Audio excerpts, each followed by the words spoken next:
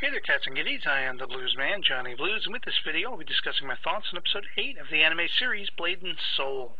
And there are some big doings in this episode, let me tell you. The one thing I want to note, though, this episode, at least the version that I watched, seemed to have some really interesting and slightly off-kilter editing or cinematography than we're used to seeing in this particular series. And I wonder if they did that, a lot of odd close-ups of things that were, like candles and the little guy Yu's ear and stuff like that, just kind of seemed odd. But I think they were doing that to emphasize certain things and to kind of also make the rest of the episode resonate with the culminating battle that took place. There were certain aspects of, the cutting and the editing in that battle sequence that I think they were just trying to make the rest of the episode conform with.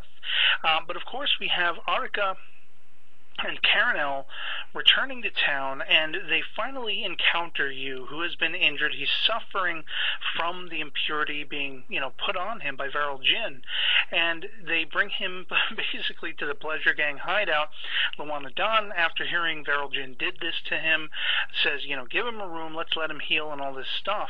And it's basically, the primary chunk of the first half of the episode is Yu and Arika really understanding each other, coming to terms with each other in their relationship with their mutual master, Han, and the fact that Han basically left his tutelage of Yu to go and take care of, basically become the pedagogue or master of Arika herself.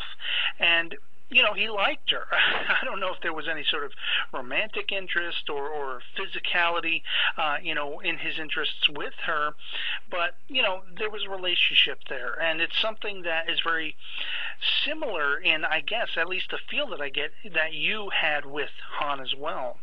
And you have both of them basically just kind of hanging out, kind of learning about each other. It's almost as if they are long-lost siblings of a right, because they were both taught by this master. He was a very sort of fatherly figure to them.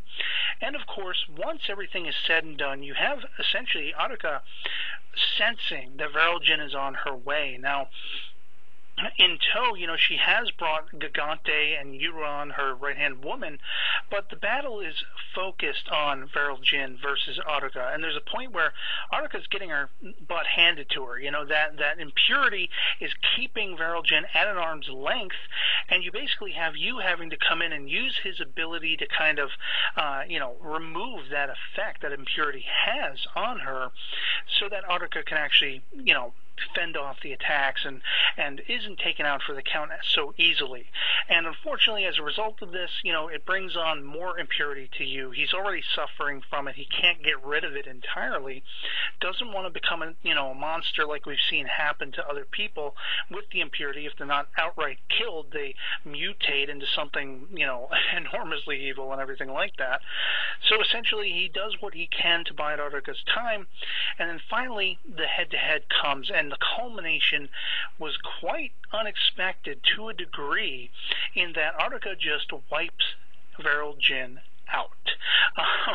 Now, the entire time, though, as this battle, which was just epically brilliant, so snazzy in the way they edited and cut the scene, the momentum of the scene accented by the lightning in the background, kind of reminded me of that Frank Miller cover to The Dark Knight Returns, with the lightning streaking behind all of this action through the skies, and it was just really awesome and epic. But one of the things I noted, and if you recall from my previous video talking about this series, Euron seems to have a stake in Veryl Jin's meeting her demise, and she could not have been more giddy as this battle was unfolding.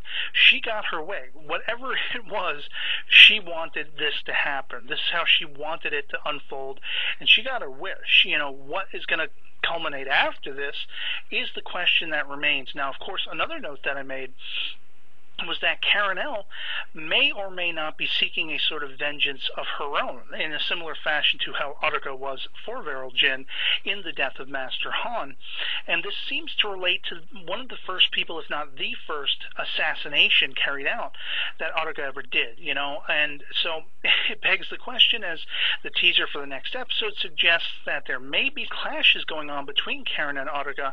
It's going to be just that much more interesting, because in this episode we really had sort of a group conglomerate, against the Param Empire, against Feral Jin, coming together. You saw in this Pleasure Gang hideout, Attica, Karen, Hazuki was there. Of course, she's still very much wanting to take down Attica and all this stuff, grab her bounty, make the money she wants to make, and, she also has personal vices against Attica and everything like that, being bested by her. Attica's having escaped and this, that, and the other thing.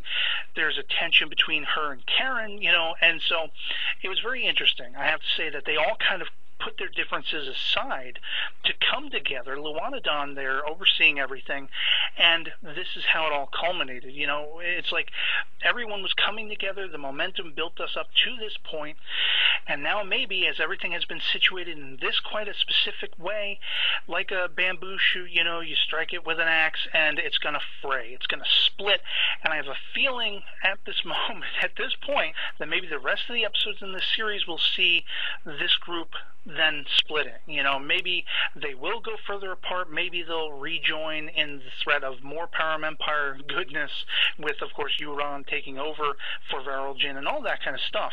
It's just absolutely epic, this peak moment in this series. I can only hope that we won't go downhill from here, that it'll only continue to steadily climb. And yeah, this episode just rocked my world, and I love this series, and that's all I can say about it. So otherwise, I hope this video finds you well, and I'll catch you all later. Peace.